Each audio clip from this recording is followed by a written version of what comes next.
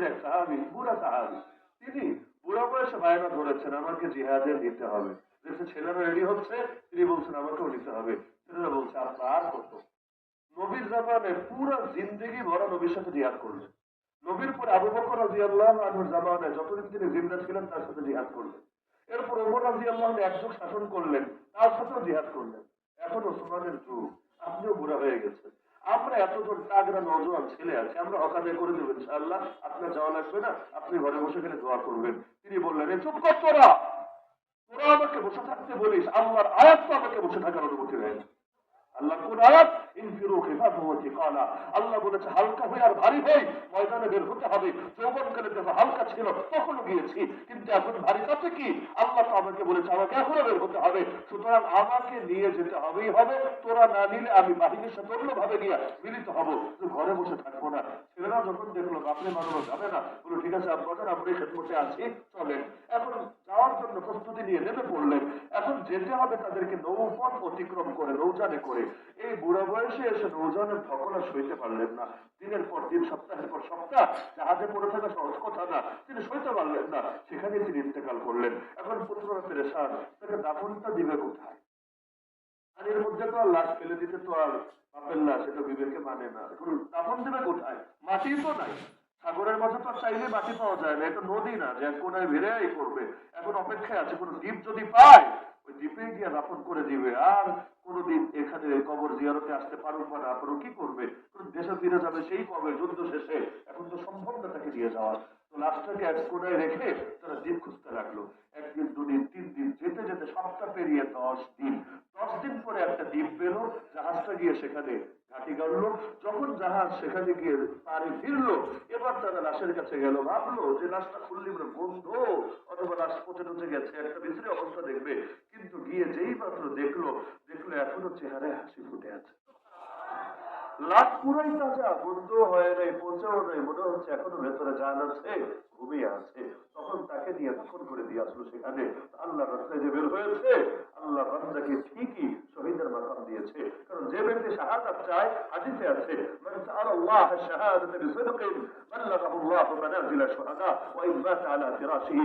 যে খাঁটি দিলে আল্লাহর কাছে শাহাদাত চায়, আল্লাহ তাকে শহীদের মাকামে পৌঁছাবে। সে যদি নিজের বিছানায় মরে, তবু আল্লাহ তাকে শহীদদের কাতারে নিয়ে শামিল করবে।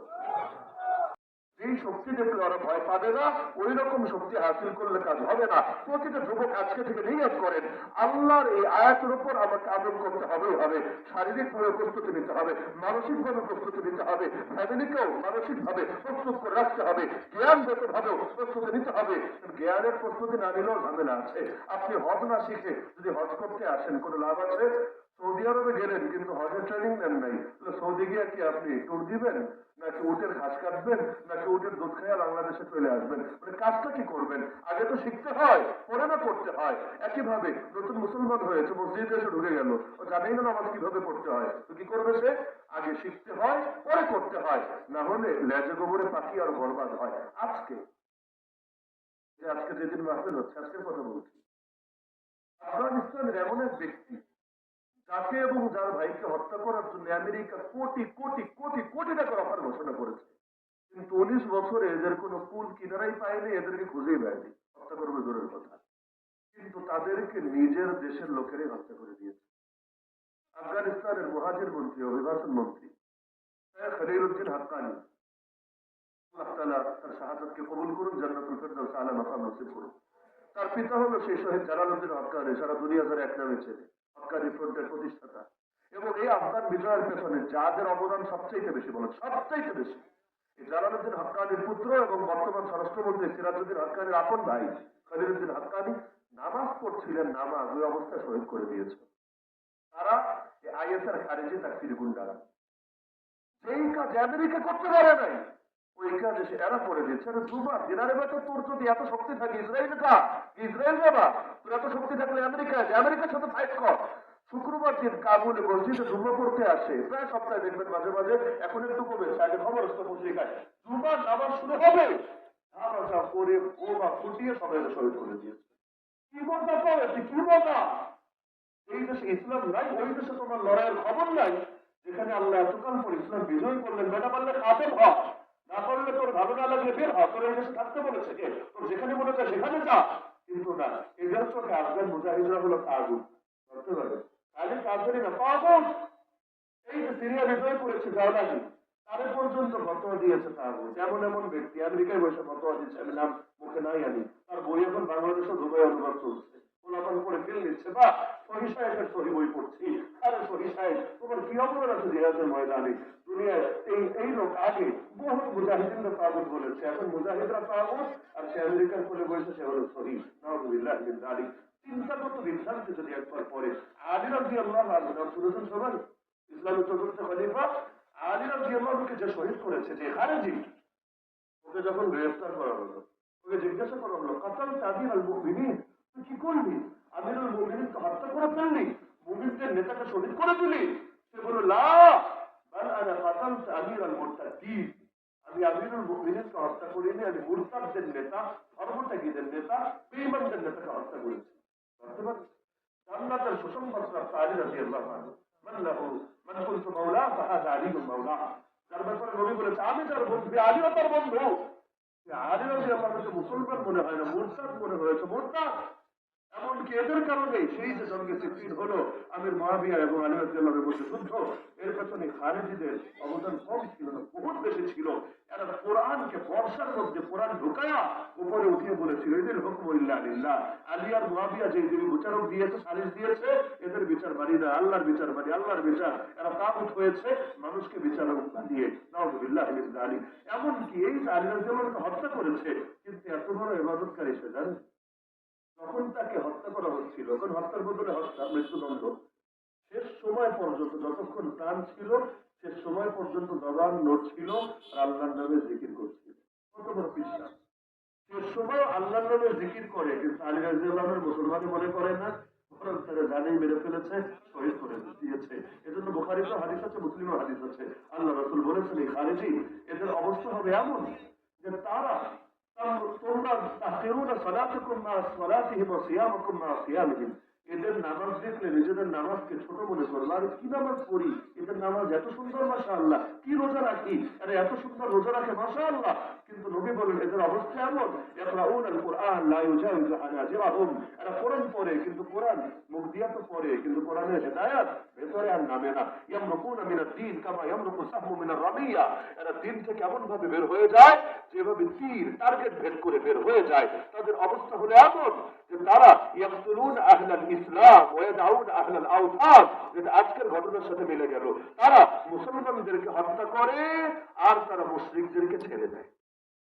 ইসরায়েলটা মারে না, ওরা আমেরিকারে মারে না, ওরা মারে মুজাহিদদেরকে, ওরা মারে ওলামাদেরকে, ওরা মারে দ্বীনের দায়ীদেরকে। আল্লাহ রাসূল ভবিষ্যৎবাণী করেছেন ১৫০০ বছর আগে, ইয়াকতুলুন আহলাল ইসলাম, ওরা ইসলামের অনুসারীদেরকে হত্যা করবে, ওয়া ইয়াদাউন আহলাল আওথান, আর মূর্তি পূজারীদেরকে ছেড়ে দেবে। নবী বলেছেন, আমি যদি ওদেরকে পাই, লাইন আদরাকতুহুম, আমি যদি ওদেরকে পাই, লাআকতুলান্নাহুম কাতলা আদ, যেভাবে আদ জাতিকে ধ্বংস করা হয়েছে, হত্যা করা হয়েছে, আমি নিজ হাতে ওদেরকে এভাবে হত্যা করবো। আল্লাহ রাসূল বলেছে, তাহলে মুসলমান শুধু মুখে বললে হবে না, বেশি বুজুর্গ হয়ে গেল আবার সমস্যা। বেশি বুজুর্গ মানে কি? ইসলামের হেদায়েত আছে যতটুকু, এর চাইতে এক লাইন বেশি চলে গেল। এরকম বেশি করতে গেলে ঝামেলা, বেদাতীদের ঝামেলা এখানে না। আল্লাহ রাসূল যা দিয়েছে সেটা ধরেন, একটু বাড়াতে হবে, বাড়াতে হবে, বাড়াতে বাড়াতে ইসলামের নতুন নতুন ইবাদত আবিষ্কার করে। কোন ইবাদত মেড ইন চায়না, কোন ইবাদত মেড ইন জাপান, কোন ইবাদত মেড ইন টার্কি, নিত্য নতুন ইবাদত চালু করে। কারণ নবীর ইবাদত তাদের ভালো লাগে না, এজন্য জিহাদ লাগবেই লাগবে। জিহাদ ছাড়া বসে থাকলে চলবে না। এই যুগে জিহাদের যুগ। আল্লাহ রাসূলের হাদিসে আছে, এক লোক এসে বলল, এখন আর জিহাদের দরকার নেই, জিহাদ শেষ। নবী বললেন, আরে মিথ্যা কথা, এই জিহাদ কিয়ামত পর্যন্ত থাকবে, এর আগে এটা রহিত হবে না। সুতরাং জিহাদের জন্য প্রস্তুতি নেওয়া দরকার আছে নাকি নাই? নিলে কি হবে? কয়েকটা হাদিস শুনে আলোচনা এটি টানবো। এক নম্বরে, মানুষ তো মানুষ, জিহাদের জন্য কেউ যদি ঘোড়া পালে, ঘোড়া, আগের যুগে তো ঘোড়ার জন্য যুদ্ধ করা লাগতো, তখন তো আর এই গাড়ি টাড়ি ছিল না।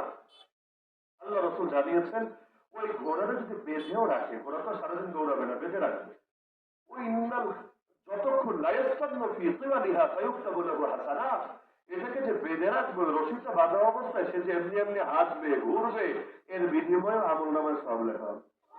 এমনকি ঘোড়ারে যে খাওয়াবে, সে যে বাথরুম করবে, সে যে মল ত্যাগ করবে, মূত্র সে বিসর্জন দেবে, এর বিনিময়েও আল্লাহ তাআলা এমন সওয়াব দিবেন হাসরের ময়দানে, এগুলোকে নেক আমলের পাল্লায় মাপা হবে। আল খাইরু মাকুদুন ফি নাওয়াসিহা আল খাইরু ইলা ইয়াউমিল কিয়ামা, কিয়ামত পর্যন্ত ঘোড়ার কপালে কল্যাণ লেখা থাকবে। তীরের ব্যাপারে নবী বলেছেন, এক তীরের বদলে আল্লাহ তিনজনকে জান্নাতে প্রবেশ করাবে। যে বানিয়েছে আল্লাহকে রাজি খুশি করার জন্য, যে মেরেছে ইসলামের বিরুদ্ধে যারা যুদ্ধ করতে এসেছে ওদের বুকে আল্লাহকে রাজি খুশি করার জন্য, আর যে তাকে সাহায্য করেছে, হাতে তীরটা এগিয়ে দিয়েছে, তুলে দিয়েছে, আল্লাহ এক তীরের বদৌলতে তিনজনকে জান্নাতে প্রবেশ করাবে।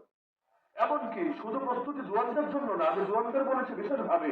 কোরআনে আয়াত আছে, ইনফিরু খিফাতাও ওয়া তিকালা, হালকা হও আর ভারী হও, বের হও ময়দানে, ওয়াজাহিদু বিআমওয়ালিকুম ওয়া আনফুসিকুম ফি সাবিলিল্লাহ, জান আর মাল দিয়ে জিহাদ করো আল্লাহর রাস্তাতে। নবীজির এক সাহাবী, বুড়া সাহাবী, তিনি বুড়া বয়সে বায়না ধরেছেন আমাকে জিহাদে নিতে হবে। দেখছে ছেলেরা রেডি হচ্ছে, তিনি বলছেন আমাকেও নিতে হবে। ছেলেরা বলছে আপনার কত?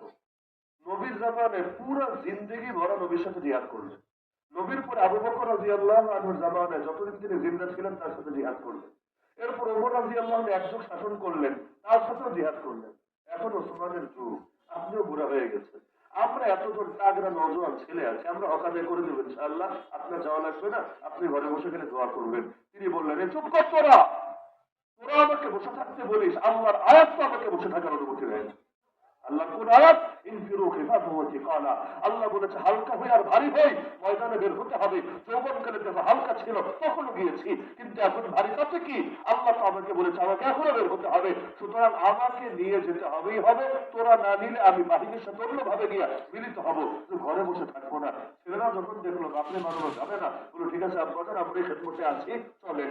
এখন যাওয়ার জন্য প্রস্তুতি নিয়ে নেমে পড়লেন। এখন যেতে হবে তাদেরকে নৌপথ অতিক্রম করে, নৌজানে করে। এই বুড়া বয়সে এসে নৌজানের ধকলা সইতে পারলেন না। দিনের পর দিন, সপ্তাহের পর সপ্তাহ জাহাজে পড়ে থাকা সহজ কথা না, তিনি সইতে পারলেন না। সেখানে তিনি ইন্তেকাল করলেন। এখন পুত্ররা পেরেশান, তাকে দাফনটা দিবে কোথায়? আর এর মধ্যে তো আর লাশ ফেলে দিতে তো আর বাপের লাশ, এটা বিবেকে মানে না। এখন দাফন দেবে কোথায়? মাটি তো নাই।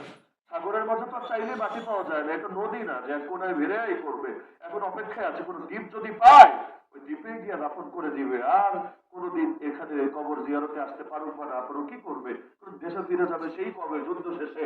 এখন তো সম্ভব না তাকে নিয়ে যাওয়ার। তো লাশটাকে এক কোনায় রেখে তারা দ্বীপ খুঁজতে লাগলো। একদিন, দুদিন, 3 দিন, যেতে যেতে সপ্তাহ পেরিয়ে 10 দিন। 10 দিন পরে একটা দ্বীপ পেল, জাহাজটা গিয়ে সেখানে ঘাঁটি গাড়লো। যখন জাহাজ সেখানে গিয়ে পাড়ি ফিরলো, এবার তারা লাশের কাছে গেল, ভাবলো যে লাশটা খুললি বন্ধ, অথবা লাশ পচে টচে গেছে, একটা বিশ্রী অবস্থা দেখবে। কিন্তু গিয়ে যেই মাত্র দেখলো এখনো চেহারায় হাসি ফুটে আছে। লাশ পুরাই তাজা, বন্ধ হয় নাই, পচেও নাই, মনে হচ্ছে এখনো ভেতরে জান আছে, ঘুমিয়ে আছে। তখন তাকে নিয়ে দখল করে দিয়ে আসলো সেখানে। আল্লাহ রাস্তায় যে বের হয়েছে, আল্লাহ বান্দাকে ঠিকই শহীদের মাকাম দিয়েছে। কারণ যে ব্যক্তি শাহাদাত চায়, হাদিসে আছে, মান সাআলাল্লাহ শাহাদাতা বিসিদকিন বাল্লাগাহু আল্লাহু মানাজিলা শুহাদা ওয়া ইন মাতা আলা ফিরাশিহি, যে খাঁটি দিলে আল্লাহর কাছে শাহাদাত চায়, আল্লাহ তাকে শহীদের মাকামে পৌঁছাবে। সে যদি নিজের বিছানায় মরে, তবু আল্লাহ তাকে শহীদদের কাতারে নিয়ে শামিল করবে। এজন্য আর কিছু পারিবা না পারি, অন্তত শাহাদাতকে মহব্বত করে দোয়া তো করতে পারবো, আল্লাহ এই উসিলায় অন্তত মিলিত করতে পারবে। আরে শাহাদাতের দেওয়ানায় নবীর এক সাহাবী, কে না জানে এই ঘটনা, নারী সাহাবী কোলে বাচ্চা নিয়ে এসে হাজির, ইয়া রাসূলুল্লাহ আমার বাচ্চাটা নিয়ে যান জিহাদে। আল্লাহ রাসূল অবাক করে, এর জিহাদে দিয়ে কি হবে, সে কি করবে জিহাদের ময়দানে? মানে জবাব দিচ্ছি, ইয়া রাসূলুল্লাহ বুঝি আমার বাচ্চা যুদ্ধ করতে পারবে না, সে যুদ্ধ করার জন্য পারফেক্ট না, তো কি করবো বলেন? যারা বড় ছিল তাদেরকে আগে পাঠিয়ে দিয়েছি, একজনও আর প্রাণ নিয়ে ফিরে আসে নাই, শহীদ হয়েছে। আর আমি তো নারী, যেটা চাইলেও তো আমাকে নেবেন না, তো যা ছিল তা নিয়ে আপনার দুয়ারে এসে হাজির হয়েছি, আমাকে মাহরুম করবেন না। আমারও তো মন মানে না, যেতে মনে চায়, যা ছিল তাই এনে দিলাম। লড়াই করতে পারো বা না পারুক, আপনার কোন সাহাবীর কোলে দিয়ে রাখবেন। জালেম যখন আপনার বুকে তীর মারবে, বর্ষা মারবে, আমার বাচ্চাটাকে আপনার বুকের সামনে অন্তত পেতে ধরবে। জালেমের তীর এসে, বর্ষা এসে ঢালের মতো করে আমার বাচ্চার বুকে বিদ্ধ হবে, আমার বাচ্চার কলিজাটা এরপর উপর হবে। কিন্তু ইয়া রাসূলুল্লাহ, আমার বাচ্চার প্রাণের বিনিময় হল আপনার প্রাণ তো হেফাজত থাকবে। কিয়ামতের দিনে ওসিলা দিয়ে আল্লাহরে বলতে পারবো, আল্লাহ আমি শহীদের মা, আমার সন্তান শহীদ হয়েছে তোমার নবীর প্রাণ হেফাজতের জন্য। তারা এতটুকু পর্যন্ত সবর করেন নাই যে খেজুর খাবেন, খেজুর খেয়ে ময়দানে নামবেন, এরপর শহীদ হবেন না। এত দেরি করার সুযোগ কোথায়? হাতে ব্যাগে খেজুর গুলো ছুঁড়ে ফেলে ওই যে নেমেছেন। আরে কেউ কেউ বলছেন সরো আমার সামনে থেকে, উহুদ পাহাড়ের পিছন থেকে জান্নাতের সুঘ্রাণ পাচ্ছি, আর বসে থাকার সুযোগ কোথায় আছে? জিহাদ এমন এক পবিত্র ইবাদত, মান কাতালা ফি সাবিলিল্লাহি ফুয়াকা নাকা ওয়াজাবাত লাহুল জান্নাহ। নবী বলেছে উটের দুইবার দুধ দহনের মধ্যবর্তী যে সময়, ওই অতটুকু সময়ও যদি কেউ আল্লাহর রাস্তায় জিহাদ করে, তার জন্য জান্নাত অপরিহার্য হয়ে যাবে। জিহাদের সমতুল্য কোনো আমল হতে পারে নাকি? আল্লাহ রাসূল একদিন সকালবেলা বাহিনী পাঠালেন, শুক্রবার দিন, কিন্তু বাহিনীকে কমন দিয়ে দিলেন, শোনো তোমাদের প্রথম সেনাপতি বানালাম ওকে, ও শহীদ হলে ওকে, ও শহীদ হলে ওকে, ও যদি শহীদ হয় চতুর্থ জনকে নিজেরাই পরামর্শ করে বানায় দিও। তিন জনের নাম বলে দিলেন, তিন জন। তিনজনের আর বুঝতে বাকি থাকলো না, নবী সব জিহাদে সেনাপতি বানায় একজন, এই জিহাদে বানালেন তিনজনকে, জাফর তাইয়ার, আব্দুল্লাহ বিন রাওয়াহা আর যায়েদ বিন হারেসা। তারা বুঝে ফেলেছেন আর জিন্দগি তো প্রাণ নিয়ে ফেরা সম্ভব না, নবীর সাথে দ্বিতীয়বার মোলাকাত করা সম্ভব না। একজন চিন্তা করলেন শেষ বিদায় যেহেতু শেষবারই যাব, নবীর পেছনে শেষবারের মতো জমা পড়ে যায়। তো বাহিনী তো রওনা হয়েছে সকালে, তিনি চিন্তা করলেন আমার দ্রুতগামী ঘোড়া আছে, অনেকে আছে না খুব স্পিডে বাইক চালাতে পারে, অনেক স্পিডে অস্বাভাবিক গতিতে 120-30-40 টানতে পারে। তো সে ভাবলো আমার ঘোড়া যেহেতু অনেক দ্রুতগামী, আমি ধরে ফেলতে পারবো, সমস্যা নেই। পাতলে কত দূর আর আগাবে, ময়দানে পৌঁছার আগে আমি মিলিত হবো তাদের সাথে। শেষবারের মতো নবীদের পেছনে একটু জুমার নামাজটা দিল খুলে মন খুলে পড়ি, নবীদের শেষ দোয়াটা নিয়ে যায়। কোনো খারাপ নিয়ত না, কোনো খারাপ নিয়ত নেই, নিয়ত তোদেরকে শোনাই। আল্লাহ রসুল জুম্মার দিন আসলেন মসজিদে, খুতবা দিবেন, হঠাৎ নজর পড়লো সাহাবের দিকে। নবীজি তাকে বলেন কি ব্যাপার, তুমি এখানে কেন? কাহিনী গেছে সকালে, তুমি এখানে কেন? সে বলল ইয়া রাসূলুল্লাহ, আপনার কথা থেকে বুঝেছি আর মনে হয় প্রাণ নিয়ে ফিরে আসা সম্ভব না, এজন্য ইয়া রাসূলুল্লাহ শেষবারের মতো আপনার পেছনে জুমা পড়ার তামান্না জেগেছে, দিলে এতটুকু সুযোগ কি আমাকে দেওয়া যায় না? আল্লাহ রসুল বললেন আরে সাহাবী শোনো, লা গাদওয়াতুন ফি সাবিলিল্লাহি আও রাওহা খায়রুম মিনাদ দুনিয়া ওয়া মা ফিহা। এক সকাল বা এক বিকাল জিহাদের ময়দানে কাটা গোটা দুনিয়া এবং তার চাইতে বেশি শ্রেষ্ঠ। তো ওরা যে সকালে চলে গেল, সকালে গিয়ে অতিরিক্ত যে সওয়াব পেয়ে গেল, তুমি যদি সারা দুনিয়া যে কাবুল দিয়ে ভরে ফেলো তারপরও সম্ভব না ওদের এই সমতুল্য সওয়াব পাওয়া। শুধু রওনা হয়েছে, এখনো গিয়ে পৌঁছে নাই, এতেই এত বেশি ফজিলত। আমরা যেন আয়েশা রাদিয়াল্লাহু আনহা বলেন ইয়া রাসূলুল্লাহ নুরাল জিহাদ আফদালুল আমাল আফালা নুজাহিদু, বুখারীর হাদিস। আমরা দেখতে পাচ্ছি জিহাদ সর্বোত্তম আমল, আমরা কি জিহাদ করব না? আল্লাহ রাসূল তার কথা দ্বিমত করলেন না, নবী বললেন হ্যাঁ জিহাদ সর্বোত্তম আমল, কিন্তু লাকুন্না আফদালুল জিহাদি হাজ্জুল মাবরুর, তোমাদের নারীদের জন্য এটা না, তোমাদের নারীদের জন্য সর্বশ্রেষ্ঠ জিহাদ হবে যদি কবুল হজ করতে পারো, আল্লাহ তোমাদেরকে সওয়াব দিয়ে দিবে। আর বাচ্চা জন্ম দিতে গিয়ে যদি মারা যায় আল্লাহ তাআলা শহীদের মাকাম দিয়ে দিবে। এরপর হাদিসে আছে বুখারীতে, এক সাহাবী এসে বলল দুল্লানি আলা আমালিন ইয়াদিলুল জিহাদ, ইয়া রাসূল আমাকে এমন আমল বলে দেন যে আমল জিহাদের সমান হবে। নবী বলছে লা তাসতাতিউনাহু, তোমরা পারবা না, তোমাদের সাধ্যে নাই। অন্য বর্ণনায় আছে লা আজিদুহু, আমি খুঁজে পাচ্ছি না, এমন কোন আমল পাই না যে আমল জিহাদের সমান। তারপরও আবার চাপ দিল, আবার চাপ দিল, তিনবার বলার পর নবী বলে আচ্ছা তুমি কি এটা পারবা? মুজাহিদ যখন জিহাদের জন্য ঘর থেকে বের হবে, যতদিন ফিরে না আসে পুরো টাইম তুমি মসজিদে ঢুকবা তো ঢুকেছ, পুরো টাইম শুধু নামাজই পড়তে থাকবা, আর রাত ভর এভাবে করবা, দিন ভর রোজা রাখবা, এটা তো তুমি পারবা? সে বলে ইয়া রাসূলুল্লাহ মাইয়া পারু আলী, এটা আমি তো এর কথা কে পারবে দুনিয়াতে, কারো পক্ষে সম্ভব না যে মুজাহিদ যতদিন ঘরে ফিরে না আসে, 1 বছর 2 বছর 10 বছর পুরো টাইম শুধু নামাজই চলবে, রোজাই চলবে, কোনো বিশ্রাম নেব না 1 সেকেন্ডের জন্য না, কার পক্ষে সম্ভব? নবী বলল তাহলে মুজাহিদের সমতুল্য হওয়া সম্ভব না। এক সাহাবী তিনি মুসলমান হতে এসেছেন, আল্লাহ নবী তাকে কিছু আমলের কথা বললেন, সেই সাহাবী বলল সবই পারবো ইয়া রাসূলুল্লাহ, দুইটা আমল আমি পারবো না। 1 নম্বর আমলের নাম জিহাদ, এটা আমি পারবো না, আমি ভয় পাই, আমি দুর্বল। আর 2 নম্বর হলো আমি কিপটা, আমি দান সদকা করতে পারবো না, যাকাত দিতে পারবো না। এই দুইটা বাদে যা আছে সব পারবো। হজ কয়বার লাগে করবো, নামাজ কত অক্ত লাগে পড়বো, তো জিহাদটা পারবো না আর দান সদকা পারবো না।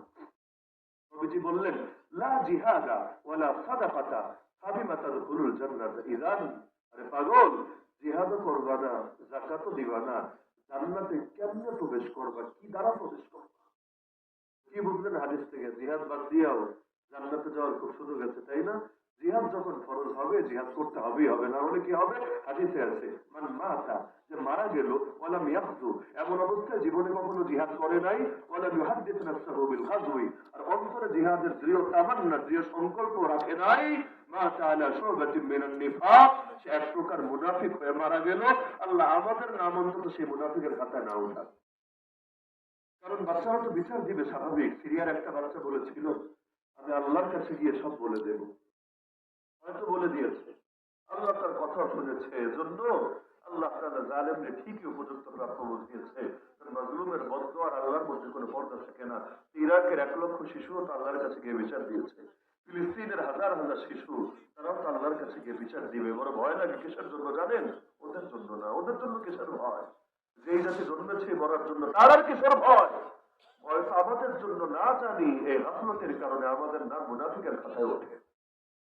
দূরের ফিলিস্তিন আর দূরের সিরিয়ার কথা কি বলবো, আজও তো পারলাম না আরাকানকে পুনরুদ্ধার করে স্বাধীন অঞ্চলে স্বাধীন মানুষগুলোকে স্বাধীনভাবে জীবনযাপন করার সুযোগ করে দিতে পারি নাই। অথচ আল আকরাফ বিধান সবচেয়ে নিকটে যারা থাকে তাদের উপরে সবার আগে আসে।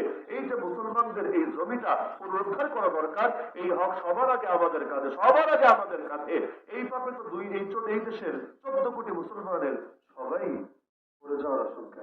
মাফ তো চাই না, কিছু না করলে তো মাফ চাইতো, আল্লাহ পাচ্ছি না, মাফ করে দাও। আল্লাহ মুনাফিকের খাতা নাম উঠেও না, আল্লাহ তৌফিক দাও। ওইটাও তো বলি না, বরং এটা যে ফরজ তাই তো স্বীকার করি না। আমি ভাবি শুধু আমার ফ্যামিলি চালানোই ফরজ, আমার যান বাঁচানোই ফরজ, আর বাকি ইসলাম এটা তো আল্লাহ বুঝবে, আল্লাহ হেফাজত করবে। একটা জিনিস মাথায় রাখবেন, আমরা আব্রাহার জামানার লোক না। এ জায়গায় অনেকে ধোকা খায়। আমরা আব্রাহার জামানার লোক না মানে কি? আব্রাহাম জামানে, আব্রাহাম নাম তো শুনেছেন, ওই যে হস্তি বাহিনী নিয়ে এসেছিল কাবা ভাঙবে বলে। কেন? কারণ ও একটা কাবা টাইপের বানিয়েছে, ও ভেবেছিল সবাই আসবে এটা দেখতে, কিন্তু আসে না, কেউ আসে না। আসে না তো আসেই, দেড় দূর হলেও চলতো।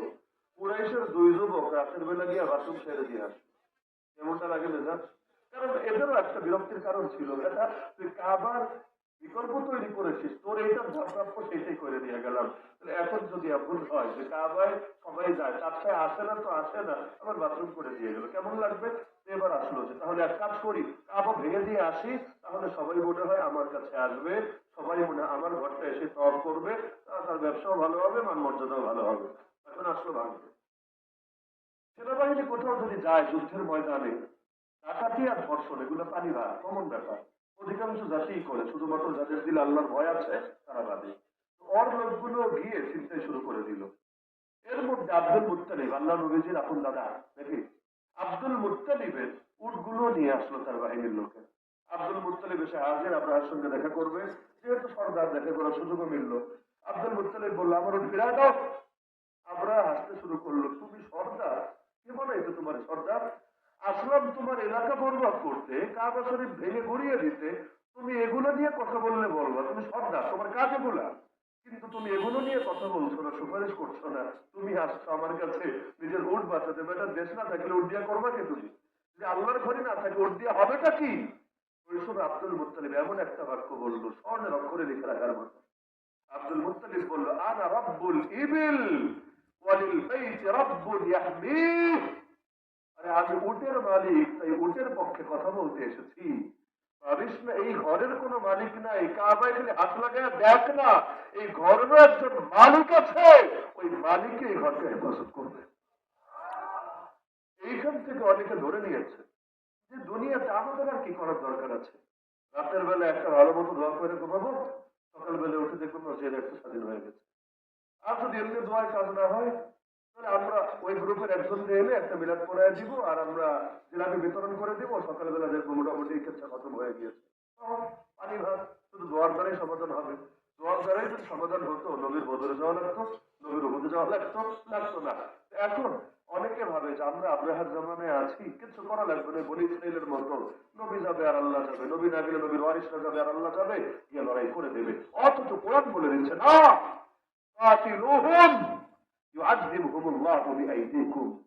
অতীতে আল্লাহ আযাব দিয়েছে ফেরেশতার হাতে, কখনো জিবরিলকে দিয়ে, কখনো মিকাইলকে দিয়ে, কখনো ইসরাফিলকে দিয়ে।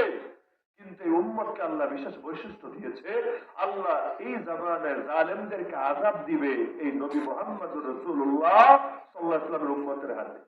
অতীতে যেই জন্য কবুল করেছেন জিবরিলের হাত, মিকাইলের হাত, আল্লাহ একই কাজের জন্য কবুল করবেন এই জামানায় তাদের হাত। এজন্য আল্লাহ শব্দ দেখেন, তোমরা যুদ্ধ করবা, আল্লাহ তোমাদের হাতে ওদেরকে আযাব দিবেন। শব্দ কি? আল্লাহ তোমাদেরকে বিজয় দিবেন এটা না, আল্লাহ তোমাদের হাতে ওদেরকে আযাব দিবেন। তাহলে আযাব দিবেন আল্লাহ, কিন্তু দিবেন জিবরিলের হাতে না, মিকাইলের হাতে না, তোমাদের হাতে। আর ফেরেশতা আসবে না? অবশ্যই আসবে, বদরেও তো এসেছে, কিন্তু আসবে এই উম্মতের কমান্ড মেনে। শুরু করবে উম্মত, শরীক হবে ফেরেশতা, কিন্তু উম্মত কিছু করবে না, বসে বসে পাঞ্চি পাবে আর ফেরেশতা এসে সব করে দিয়ে যাবে। এটা হবে না। আপনি যদি বদলা নিয়ে মসজিদে বসে থাকেন পানি ভরে, যে উর্দু ফেরেশতা এসে করে দিয়ে যাবে তো ফেরেশতা করিয়ে, তাই না? না, আপনারই কষ্ট করে পানি ঢালতে হবে, উজু করতে হবে, নামাজে দাঁড়াতে হবে। সুতরাং জিহাদের কোনো বিকল্প হতে পারে না। তো পুরো আলোচনার শুধু একটা লেস বাকি আছে, ওই লেসটা বললে আলোচনা শেষ করা আমার জন্য সহজ হবে। লেসটা হলো, সবই তো বুঝলাম, কিন্তু জিহাদ মানে কি? এই কথা কেন লাগছে জানেন? কারণ পরিচয় চেঞ্জ হয়ে গেলে ফজিলত সব অন্য জায়গায় চলে যায়। কাদিয়ানীরা খাতামুন নবীন মানে না, বিষয়টা এমন না। খাতামুন নবুয়ত মানে না, বিষয়টা এমন না। ওরাও বলে মানি, তবে কোন অর্থে মানে, যে অর্থে আপনারা মানেন না। ওরা খাতামুন নবীন বলতে বলতে নবীদের সিলমোহর, বিশেষ নবী, স্পেশাল নবী, ভিআইপি নবী, কিন্তু শেষ নবী মানে না। অথচ আমরা খাতামুন নবীন বলতে বলতে শেষ নবী। আমরা কেন? নবী শিখিয়ে দিয়েছেন, আনা খাতামুন নবীন লা নবিয়্যা বাদি, আমার পরে কোনো নবী আসবে না। হিজবুত তাওহীদ নাম শুনেছেন? কি সুন্দর নাম, হিজবুত তাওহীদ। যদি একটু ওরা বাঁকা করে বলে হিজবুত তাওহীদ, আবার ইমাম ইসলাম সবকিছু বাঁকা করে বলে। ওরাও পর্দায় বিশ্বাসী, পর্দায় বিশ্বাসী। এমন পর্দা দেখবেন, ওরা যদি সেমিনার করে, যে আজকে বিশাল মাহফিল, যদি এই মাহফিলটা হিজবুত তাওহীদের হতো, দেখেন এখানে এক মহিলা, এখানে এক পুরুষ পাশাপাশি বসে আছে, তাও বোরকা পরা মহিলা না, হিজাব নেকাব পরা মহিলা না, চেহারাও তোলা, শরীরে স্বাভাবিক যেভাবে ঘরে থাকে ওইভাবে এখানে আছে। ওদেরকে জিজ্ঞাসা করবে, তোরা পর্দা মানিস না? বলবে হ্যাঁ মানি তো। আসলে পর্দা মনের পর্দা, মন ফ্রেশ আছে, মন ফ্রেশ, মনে কোনো ভেজাল নাই। তো যেহেতু মনটা পবিত্র শালীন, সুতরাং এভাবে একসাথে বসলে এতে পর্দা নষ্ট হবে না। তো পর্দা কিন্তু অস্বীকার করে না, পর্দা মানে, কিন্তু এভাবে মানে না। পাকিস্তানে একটা দল ছিল, এখন আছে কিনা আমি জানি না, জিক্রি ফেরকা নাম, জিক্রি ফেরকা। এরা নামাজের টাইম আজান দিলে নামাজ পড়ে না, এরা জিকির করে। কেন? কারণ নামাজের সলাতের মূল অর্থ হলো দোয়া, আর সলাত ফিল লুগাতি দোয়া। আল্লাহ বলেছে আকিমুস সালাহ, আকিমুস, নামাজ তো কথা বলে নেই, নামাজ তো এটা ফার্সি শব্দ আর দিলা, আকিমুস সালাহ, সালাত কায়েম করো। এরা বলে সালাত মানে ডিকশনারিতে আছে দোয়া, সুতরাং আল্লাহ বলেছে দোয়া কায়েম করো। তাহলে মুসলমান এগুলো কি করে? এই 2 জায়গায় 4 জায়গাতে এগুলো কি করে? এটা না, এই নামাজের টাইমে মূলত আল্লাহরে ডাকতে হবে, দোয়া করতে হবে। তো দরজা জানালা লাগিয়ে তারপর তারা গিয়ে দোয়া করে আর ভাবে নামাজ হয়ে গিয়েছে। তাহলে দেখা যায় শুধু শব্দের ফজিলত বললেই হয় না, বরং সেই শব্দ দ্বারা কি বুঝায় এটাও বলে দেওয়া লাগে। খলিফা মানে কি? আমি যদি বলি খলিফা, আপনি বলবেন ও হুজুর বুঝেছি, ওই বানিয়াচরে অমুক টেইলার যে কাপড় সেলাই করে, আপনি মনে ওর কথা বুঝিয়েছেন। কিন্তু আমি খলিফা বলতে বোঝাচ্ছি আবু বকর, ওমর, ওসমান, ইসলামী খেলাফতের যিনি নেতৃত্ব দিচ্ছেন। তাহলে শব্দের অর্থ কি এটা বোঝা লাগবে। এতক্ষণ তো জিহাদের ফজিলত বললাম, এটা কই যাবে? জিহাদ মানে কি?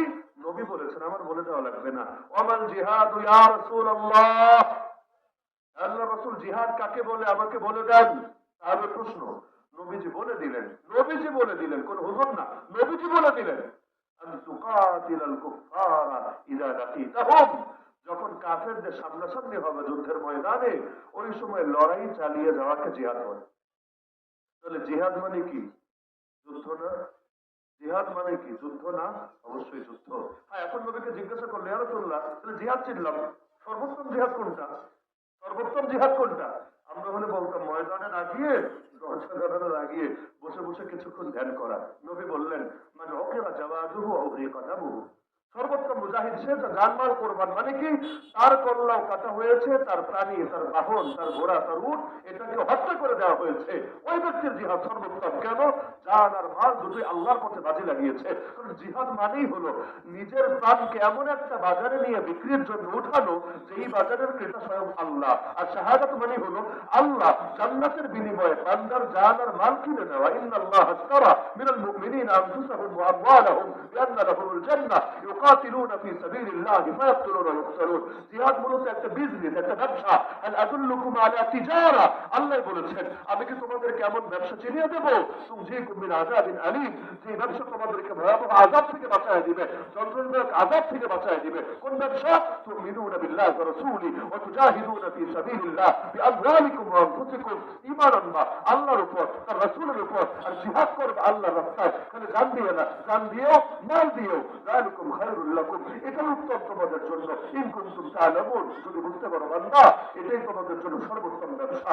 জিহাদ মানে ব্যবসা, শাহাদাত মানে সেই ব্যবসায় নিজের জান বেচতে পারা। কারণ জান এই পণ্য হিসাবে উঠাইলে আল্লাহর সামনে আল্লাহ কিনবে জরুরি না। আল্লাহ তো সেই পণ্য কিনবে যে পণ্য আল্লাহর পছন্দ হয়েছে, যেটা পছন্দ হয় নাই কিনবে কোন যুক্তিতে। এজন্য ওমর ছটফট করে দোয়া করতো, আল্লাহ শাহাদাত দেন আমাকে আপনার পথে। তাহলে শাহাদাত তো মধুর জিনিস, চার জিনিস। তাহলে জিহাদ মানেই হলো আল্লাহর রাস্তায় লড়াই করা। কেন আল্লাহর রাস্তায় লড়াই করার লক্ষ্য কি হবে সেটা নবী বলেছে, মান কাতালা লিতাকুনা কালিমাতুল্লাহি আল উলিয়া ফাহুয়া ফি সাবিলিল্লাহ, যে লড়াই করে আল্লাহর রাস্তায় আল্লাহর দ্বীনকে সমুন্নত করার জন্য, গণতন্ত্র রক্ষার জন্য না, মানুষের শাসন রক্ষার জন্য না, সার্বভৌমত্ব জনগণের প্রতিষ্ঠার জন্য না, বরং যেটা লড়াই হয় আল্লাহর জমিন আল্লাহর কালিমা বুলন্দ করার জন্য, ফাহুয়া ফি সাবিলিল্লাহ, সে ব্যক্তি আছে আল্লাহর রাস্তায় জিহাদে। জিহাদ চিনতে পেরেছেন? এখন বলবেন তাহলে যে ওই যে আরো দুই একটা জিহাদ বলা হয়েছে, যেমন শাসকের সামনে হক কথা বলা সর্বশ্রেষ্ঠ জিহাদ, শোনেন নাই? আফদলুল জিহাদ কালিমাতু হাক্কিন ইনদা সুলতানিন যায়, সেটার কি হবে? এগুলো রূপক অর্থে, কোন অর্থে? যেমন সালাত মানে নামাজ, মূল অর্থ সালাত মানে তো দরুদ, সালাত মানে তো রহমত, সালাত মানে তো ইস্তিগফার। ইন্নাল্লাহা ওয়া মালাইকাতুহু ইউসাল্লুনা আলান নবী, আল্লাহ সালাত করেন নবীর উপর, ফেরেশতারা সালাত করে নবীর উপর। মানে কি আল্লাহকে নবীর উপরে নামাজ পড়ে, ফেরেশতারা কি নবীর উপরে নামাজ পড়ে? ইম্পসিবল। তাহলে সালাত মানে আসসালাতু মিনাল্লাহি আর-রাহমা ওয়া মিনাল মালাইকাতি আল-ইস্তিগফার ওয়া মিনাল মুমিনিনা আদ-দুআ। বুখারীতে আছে, قال আবুল আলিয়া, ইমাম বুখারী নিজে ব্যাখ্যা করে দিয়েছেন এটা, যে আল্লাহ সালাত করেন মানে রহমত বর্ষণ করেন, ফেরেশতারা সালাত করে মানে ইস্তিগফার করে, ক্ষমা প্রার্থনা করে। অনেক পাগলা মৌলভী এই আয়াতের উল্টাপাল্টা অনুবাদ করে।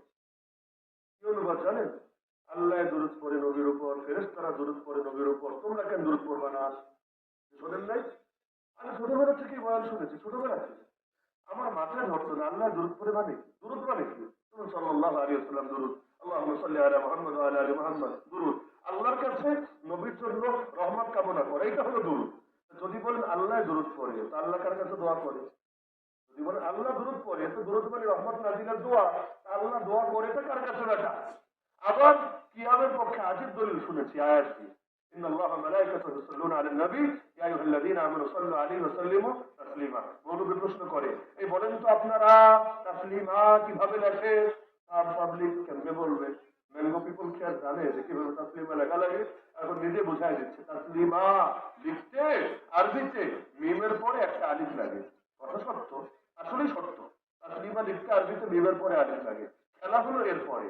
আপনারা বলেন তো আলিফ কি বৈশা থাকে না খাড়ায় থাকে? আলিফের নামে তো খাড়া আলিফ, বসা আলিফ নামে তো কোনো আলিফ জিন্দগিতে শুনি নাই আমরা।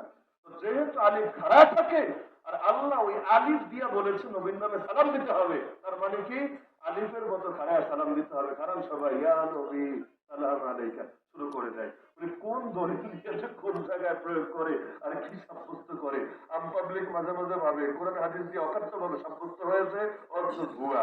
এটা দ্বারা কিছুই হয় নাই। ওই পুরাই যেন বাংলাদেশের সংবিধান, ওদের দলিলগুলো হলো পুরোই বাংলাদেশের সংবিধান। বলবেন সংবিধানে আবার কি করেন আপনি? সংবিধানের কোন বাক্য দিয়ে যে কি বুঝায় এটা যে লিখছে আর মাথায় মনে হয় ধরে না। আমরা তো দূরের কথা, যে লিখেছে আর মাথায় ধরে না। বলবেন কিভাবে? আমি শুধু দুই তিনটা বাক্য দেখে বাকিটা আপনি বুঝে নিতে পারবেন। একদিকে বলবে সকল ক্ষমতার মালিক জনগণ, বলে না? যদিও শিরকি কথা, কিন্তু কথাটা কি সকল ক্ষমতার মালিক জনগণ, শুনলে মানুষ খুশি হবে। আচ্ছা আমি ক্ষমতার মালিক, আমি তো দেশের রাজা, আমি তো দেশের গুরু। আরেকদিকে বলবে দেশের নামই হলো গণপ্রজাতন্ত্রী বাংলাদেশ, প্রজাতন্ত্র। আবার এই দেশের যিনি প্রেসিডেন্ট তার নাম হলো রাষ্ট্রপতি, রাষ্ট্রপতি না? তাহলে এবার আপনি এক পাল্লায় রাখেন সকল ক্ষমতার মালিক জনগণ, আর এক পাল্লায় রাখেন এইটা নাকি প্রজাতন্ত্র। যদি প্রজাতন্ত্র হয় রাজাকে, কারণ প্রজা থাকলে রাজা লাগবে, রাজা ছাড়া প্রজা হবে না, প্রজা ছাড়া রাজা হবে না। বাংলাদেশ যদি প্রজাতন্ত্র হয় রাজাকে, রাজাকে ওইটা হলো রাষ্ট্রপতি। পতি মানে কি স্বামী, পতির গুণ অর্থ কি স্বামী। অনেক নারীকে বলে পতি ভক্ত। তো রাষ্ট্রপতি মানে কি রাষ্ট্রের হাজবেন্ড, রাষ্ট্রের হাজবেন্ড মানে কি পারে। এক অর্থ হইল ওই যে বিয়ে শাদী করলে যে হাজবেন্ড হয় ওই হাজবেন্ডই, এই অর্থ তো অসম্ভব। কেন? কারণ দুই বিয়ে করলেই মাথায় চুল থাকে না, 18 কোটি বউ দিয়া চুল থাকবে কিভাবে? আবার তিনি যদি হাজবেন্ড হয় তাহলে তো পুরুষ মানুষেরও ওয়াইফ হওয়া লাগবে, বড় মুশকিল ব্যাপার। এই অর্থ তো আর সম্ভব না। তাহলে পতি মানে স্বামী, কিন্তু স্বামী অর্থ ওই যে বিয়ে করার পরে যেটা হয় এই অর্থটা অসম্ভব না। তাহলে আর কি অর্থ আছে? স্বামী আর পতির আরেকটা অর্থ হলো মালিক, মালিক ইয়ৌমিদ্দিন, বিচার দিনের স্বামী। এখানেই মূল খেলা। রাষ্ট্রপতি মানে যদি ওই হাজবেন্ড বাদ দিয়া মালিক অর্থ নেই, তাহলে অর্থ কি দাঁড়াচ্ছে? অর্থ দাঁড়াচ্ছে জনাব শাহাবুদ্দিন চুপ্পু বাংলাদেশের মালিক। আমি কি, আপনি কি? একটু আগে না বললো ক্ষমতার মালিক জনগণ? তো জনগণ যদি ক্ষমতার মালিক হয়, রাষ্ট্রপতিও তো জনগণ। একজন ব্যক্তিকে যদি রাষ্ট্রপতি বলা হয়, তাহলে বাকিদেরকে ক্ষমতার মালিক, সকল ক্ষমতার মালিক কিভাবে মারা যায়? আগেরটা সত্য না পরেরটা সত্য? বাস্তবে কোনোটাই সত্য না। আগেরটাও সত্য না পরেরটাও সত্য না। মূলত এজন্যই বলেছি এই দেশে লেখে তো গণতন্ত্র, আসলে ভুয়াতন্ত্র ছাড়া কিছু না। ভুয়াতন্ত্র হওয়ার পর কেউ চালায় দিল্লি তন্ত্র, কেউ চালায় ওয়াশিংটন তন্ত্র, কেউ চালায় চীন রাশিয়া তন্ত্র, কেউ চালায় ইসরায়েল তন্ত্র, কেউ চালায় পশ্চিমাদের পাচাটাচাটি তন্ত্র। আর ইসলাম মানে হলো একমাত্র আল্লাহ শাসন তন্ত্র। এর বাইরে কিছু হতেই পারে না। না এক ব্যক্তির তন্ত্র, না বহু ব্যক্তির তন্ত্র। এক ব্যক্তি যদি খোদার সাথে ও ফেরাউন, আর সবাই মিলে যদি নিজেদের খোদা দাবি করে সবটি মিলা ফেরাউন। কিন্তু ইসলামের বিশ্বাস হলো ইনিল হুকমু ইল্লা লিল্লাহ, বিধান দেওয়ার ক্ষমতা একজনই, তিনি কে? আল্লাহ। আল্লাহ বলেছেন পথে তোলে হারাম বেশ হারাম। এবার করে 100 টাইম যদি মানুষ পথে তোলে হালাল, তবু হারাম হারামই থাকবে। আর মুসলমানের জন্য করণীয় হবে পতি তোলায় ভেবে চূর্ণ বিচূর্ণ করে দেওয়া। আল্লাহ মদের বার হারাম করেছেন, হারামে থাকবে। যত লাইসেন্স দাও না কেন বাপু, হারাম হালাল হবে না। মুসলমানের করণীয় হবে সব মদের সন্ধ্যা বসিয়ে দেওয়া। আর আল্লাহ সুদকে হারাম করেছেন, হারাম হারামে থাকবে। যতই দেশের অর্থনীতি সুদ ভিত্তিক পরিচালনা করো কেন, মুসলমান এটা মেনে নিতে পারবে না। সুযোগ পেলে তোমাদের সুদ ধরে এই অঞ্চল থেকে বিদায় করবে, এমন ভাবে তোমাদেরকে পালাতে হবে হয়তো আসমান পথ দিয়ে। কিন্তু মুসলমান কিছু সুদ মেনে নিতে পারবে না। এরকম যত বিধান আছে, আল্লাহ হালাল করেছেন হালালই থাকবে, আল্লাহ হারাম করেছেন হারামই থাকবে। গরুর গোশত আল্লাহ হালাল করেছেন, নরেন্দ্র মোদীর কলিজায় আগুন লাগবে লাগবে, তবুও মুসলমান গরুর গোশত খাবেই খাবে।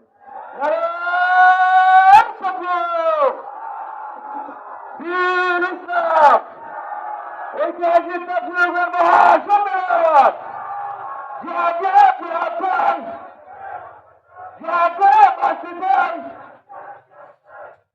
জিহাদের মূল অর্থই হলো আল্লাহ রাস্তায় যুদ্ধ করা। বাকি যত অর্থ আছে উপকর্ষ। এখন বলবেন হুজুর এই অর্থ বললে শুধু জঙ্গি বলে। আরে পাগল, বাতিলপন্থী বাতিল কথা বলতে ডরায় না, তুই হক কথা বলতে কেন ডরাবে? ইসকন যদি বাতিল কথা বলতে পারে, হিন্দুত্ববাদী যদি হিন্দুত্ববাদের কথা বলতে পারে, নাস্তিক্যবাদী যদি নাস্তিক্যবাদের কথা বলতে পারে, কাদিয়ানি যদি কাদিয়ানিয়তের কথা বলতে পারে, হিজবুত তৌহিদ যদি হিজবুত তৌহিদের কথা বলতে পারে, আরে সেকুলার যদি সেকুলারিজমের কথা বলতে পারে, ডেমোক্রেটিক যদি ডেমোক্রেসিকের কথা বলতে পারে, আমি আল্লাহর বান্দা হয়ে নবীর উম্মত হয়ে আল্লাহ এবং তার রাসূলের কথা কোন যুক্তিতে বলতে পারবো না? কার কাছে ভালো লাগলো কার কাছে মন্দ লাগলো আমাদের দেখার বিষয় না। আমরা স্লোগান দিব সাবিলুনা সাবিলুনা আল জিহাদ আল জিহাদ। আর কেউ যদি শোনে আল জঙ্গিবাদ আল জঙ্গিবাদ, আমরা ওর কান ফুটা করে দিব, তাহলে তো হয়তো ঠিকভাবে শুনবে, কিন্তু ওর কানের মজার জন্য আমরা শব্দ বানাতে পারবো না। জিহাদ পবিত্র শব্দ, কোরআনের শব্দ, আমার আপনার আবিষ্কার করা শব্দ না। যেটা আমরা আপনারা বানিয়েছি এটা চেঞ্জ করা যায়। এটা বিপ্লব, ঠিক আছে, বলিস না বিপ্লব, জিহাদ বল, হয়ে গেল। কোরআনের শব্দটা চেঞ্জ করার তো প্রশ্ন আসে না। জিহাদ জিহাদি, জিহাদকে ভিন্ন কিছু বলার সুযোগ নাই, আবার জিহাদের ব্যাখ্যা চেঞ্জ করার সুযোগ নাই। এখন বলবেন হুজুর তাহলে বড় জিহাদ কোনটা, ছোট জিহাদ কোনটা? আকবর আলী জিহাদ, আসগর আলী জিহাদ। জিহাদের দুই ভাগ না এখন, আকবর আলী জিহাদ আসগর আলী জিহাদ। এই গোলাম আহমদ কাদিয়ানি এসে এই আলোচনা এত ব্যাপক করা করেছে। ও তো এসে ওর কবিতার মধ্যেই বলেছে যে এখন থেকে ওর শরীয়তে জিহাদ হারাম, শরীয়তে হারাম। কেন? ও ঈসা দাবি করেছে নিজেকে, আর দাজ্জাল এর পতন হয়ে গিয়েছে, সুতরাং আর জিহাদ লাগবে না, জিহাদ রহিত হয়ে গিয়েছে। তো এখন এইটা কাদিয়ানি এস্টাবলিশ করার কারণে ও জিহাদের অনেক ধরনের বিকৃতি ঘটিয়েছে। কাদিয়ানির নিজের বক্তব্য আছে, আমি এক আলমারি কিতাব লিখেছি জিহাদের বিপক্ষে, নাউযুবিল্লাহ। এখন আমাদের কিছু লোকেরা আছে বাংলাদেশে, বিশেষ করে ভণ্ড সুফিবাদীদের ভেতরে, ওরা বলে যে নফসের জিহাদই বড় জিহাদ। কথা সুন্দর, তবে উদ্দেশ্য খারাপ। অনেক সময় কথা সত্য, মতলব খারাপ। আর মুজাহিদু মান জাহাদা নাফসাহু ফি তাআতিল্লাহ, সহিহ হাদিস। মুজাহিদ ওই ব্যক্তি যে আল্লাহর আনুগত্য নিজের নফসের সঙ্গে জিহাদ করে, সহি হাদিস, হাদিস সহি। কিন্তু ওরা যখন বলে কথা সত্য মতলব খারাপ, মানে কি ওরা দুইটার সাংঘর্ষিক হিসাবে দাঁড় করায়। ময়দানের জিহাদ ভার্সেস নফসের জিহাদ। যে নফসের জিহাদ করে ও ময়দানেরটা করে না, যে ময়দানেরটা করে ও নফসেরটা করে না। এখন উত্তম কোনটা? নফসেরটা, ময়দানেরটা না। নাউযুবিল্লাহি মিন যালিক। আরে ওই জিহাদ তোমার চোখে ছোট জিহাদ হয়ে গেল, যে জিহাদ আল্লাহ নবীর দাঁত শহীদ হয়েছে, যে জিহাদ আল্লাহ নবীর আপন চাচার বুক চিরে কলিজা বের করে চিবিয়ে খাওয়া হয়েছে। আরে যে জিহাদের জন্য আল্লাহ নবীকে 27টা রণাঙ্গনে ছুটে যেতে হয়েছে, 47টা রণাঙ্গনে বাহিরে পাঠাতে হয়েছে। আরে আল্লাহ নবী যখন অপহরণ করেন ওই সময়ও যে জিহাদের কাফেলা ছুটছে মদিনার বাইরে। আরে যে জিহাদের জন্য অতীতে আমাদের হাজার হাজার আকাবির নিজেদের চাল কোরবান করেছে, যে জিহাদের বদৌলতে আরে জামানের ফেরাউন জামানের নমরুদ গুলো চাপে থেকেছে, যে জিহাদের বদৌলতে আল্লাহ জমিনে আল্লাহ তিন বিজয়ী হয়েছে, যে জিহাদের বদৌলতে মসজিদ মাদ্রাসা থেকে শুরু করে নবীর ইজ্জত আল্লাহ শরিয়ত সংরক্ষিত থেকেছে। তোমার চোখে ওইটা ছোট জিহাদ, আর ঘরের দরজা জানালা বন্ধ করে কিছুক্ষণ ধ্যান করা বড় জিহাদ। নিঃসন্দেহে এটা গাঁজাখুরি কথা ছাড়া কিছু না।